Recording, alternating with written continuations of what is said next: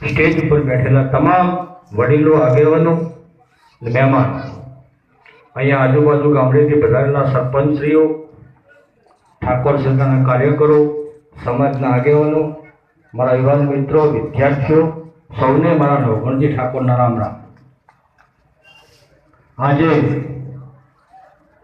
કોઈટા મુકામિયા લાઇબ્રેરીના ઉદ્ઘાટનની અંદર આપણી સમાજના વધુમાં વધુ બાળકો લાઇબ્રેરીનો લાભ મેળવે. આગામી 2021 અને 22માં ગુજરાતમાં સરકારી ભરતી ખૂબ થવાની છે, એટલે એમના બાળકોને લાઇબ્રેરી મોકલવા માટે એમના વાલી બીજા કોઈ કામમાં બાળકને રોકી ના રાખે અને સતત લાઇબ્રેરી મોકલે વાંચવા માટે, અને વાંચશે તો 100% એમને નોકરી મળશે. મહેનત કરે એને નોકરી મળે જ, મહેનત ના કરે એને મળતી નથી. મારે દુઃખ સાથે કહેવું પડે કે આપણે પાટણ, ડીસા, સિયોરી અને સિદ્ધપુર જ્યાં વચ્ચેનો ભાગ છે ને, વચ્ચેના ભાગની અંદર શિક્ષણ એકદમ હાફ તળિયે છે. આપણા કરતો તો વાવ તાલુકો પસાર કહેવાય, થરાદ હાવ પાણી વગરનો વિસ્તાર કહેવાય, પણ એ વિસ્તારમાં થોડું શિક્ષણ આપણા કરતા સારું છે.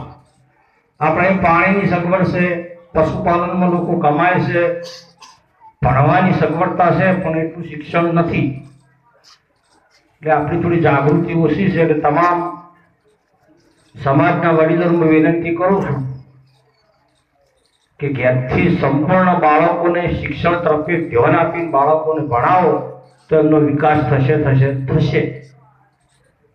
આપણા ચંદનજી ઠાકોર ધારાસભ્યશ્રી અને ભરતજી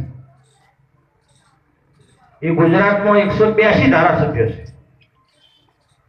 બાકી 180 ના ઇતિહાસની તો ખબર નથી, પણ આ બે જણના ઇતિહાસની મને ખબર છે કે આઝાદીના આટલા વર્ષો સુધી ઠાકોર સમાજનો ગામડે રોડ અને રસ્તા વગરના હતા.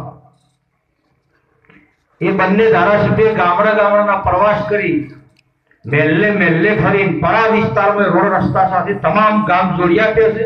એમને ખૂબ ખૂબ અભિનંદન આપું છું. ગામનું નાનામાં નાનું પરવું છે તો રોડ સાથે જોડ્યું છે, અને રોડ સાથે પરવું જોડાય તો એ પરાનો વિકાસ થાય. એની શાકભાજી સારા ભાવથી વેચાય, એનું દૂધ સારા ભાવથી વેચાય, એનું બાળક સાયકલની નિશાળે જઈ શકે, રસ્તાથી આટલો ફાયદો થાય. એટલે આપણા હોય તો આપણા તરફી રહે, આ એનો દાખલો છે. મને વર્ષોથી આપણા જુદાજી ધારાસભ્ય સ્વર્ગવાસ થયેલા છે, અને પહેલી ચૂંટણી જીતી રહ્યા સાહેબ, અસલ હકીકત છે.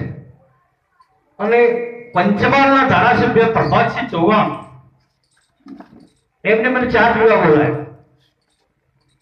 ચા પીને બોલાવીને પ્રશ્ન પૂછો કે જોધાજી ગામડામાં આવે છે, ધોતિયું પહેરે છે, એમને લોકો મત કેમ આલે છે?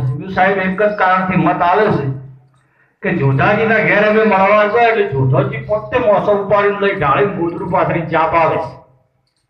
આ એમનો મોટામાં મોટો ગુણ છે. એમ ચંદનજી તમારે મળવું હોય, ભરતસિંહ મળવું હોય તો કોઈની રજા લેવી ના પડે. અડધી રાતે ફોન કરો તો એ લોકો ઉપાડે. એમની જગ્યાએ કોઈ બીજા હોય મારા જેવા તો તમારે મુલાકાત લેવી હોય કે મહિના વેટિંગમાં રહેવું પડે. એટલે ભવિષ્યમાં વેટિંગમાં ના રહેવું પડે, કોઈની રજા ના લેવી પડે, ચિઠ્ઠી ના મોકલવી પડે, અને સીધો દરવાજો ભડાક કરીને ખોલી શકો એવા સમયનું નિર્માણ કરો એવી તમને વિનંતી કરું છું. અને પરિશ્રમ કરવાથી મળે છે. આ બંને ધારાસભ્યોને બીજા અભિનંદન ખૂબ ખૂબ આપું છું કે LRD ભરતીની અંદર 5,500 છોકરીઓ નોકરી લાગી, એમાં 864 દીકરીઓ ઠાકોર સમાજની લાગી. એ 864 દીકરીઓ લાગી હોય તો હમણાં પ્રતાપથી લાગી છે. અમે તો આંદોલન કરતા હતા, નાના માણસો તો અમારું કોઈ અભડતું તો પણ ધારાસભ્ય જોડાઈને બેઠા એટલે સરકારમાં થોડું લાઈટ થાય. એટલે પરિશ્રમ કરો, કામ કરો તો પરિણામ મળે એ દિશામાં કામ કરવાનું છે. મને હમણાં એક વિદ્યાર્થી મળવા આવ્યો તો સમી તાલુકાના કોકતા ગામનો ઉદય કરી. એ છોકરો સુરેન્દ્રનગરમાં MBBS કરે છે. એના મા બાપ સોસાયટીની અંદર કચરા પોતું કરીને ગુજરાન ચલાવે છે. એ છોકરાએ કીધું મારે 1 વર્ષની ફી ભરાઈ ગઈ છે અને બીજા વર્ષની બાકી છે. બીજું 1 વર્ષની ફી કદી ભરી કે ચંદનજી સાહેબ ભર્યા. એટલે ચંદનજી ખૂબ ખૂબ અભિનંદન આલું છું તમને. ભગવાન છે એના કરતા હવાયું આલે. સદારામ બાપુ ખૂબ દયા કરે કે છોકરો જયારે 4 વર્ષ MBBS કરીને બહાર નીકળશે એટલે ગુજરાત સરકારમાં ડોક્ટર તરીકે લાગશે ને તો મહિને 1 લાખ રૂપિયાનો પગાર કરી દેશે.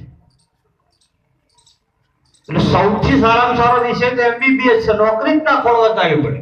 તમે MBBS કરીને બહાર નીકળ્યા નથી કે તમને નોકરી મળી નથી. ગુજરાત સરકારમાં ડોક્ટરોની સદાય ઘટ રહેશે. એટલે આવું સારું કાર્ય કરતા હોય એવા આગેવાનોને ખૂબ ખૂબ આપણે બિરદાવવા જોઈએ.